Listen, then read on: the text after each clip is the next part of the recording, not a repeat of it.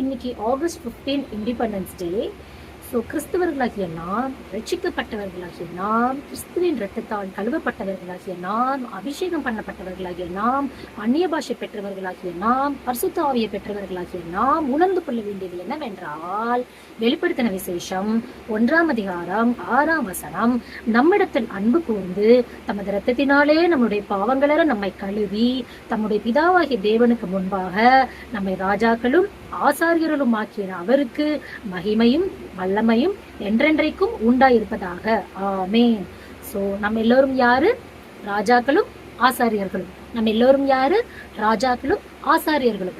கிறிஸ்துவின் பார்வைக்கு விசேஷமாக காணப்படுகிறவர்களாகிய நாம் இந்த மாதிரி மனுஷனின் அடிமைத்தனத்துக்கும் உலகத்தின் அடிமைத்தனத்துக்கும் சிக்கிக் கொள்ளாமல் நீதிக்கு அடிமையா இருந்து மற்றும் ராஜாக்களும் ஆசாரியர்களும் என்பதை நாம் நினைவில் கொள்ள வேண்டும். Happy independence day.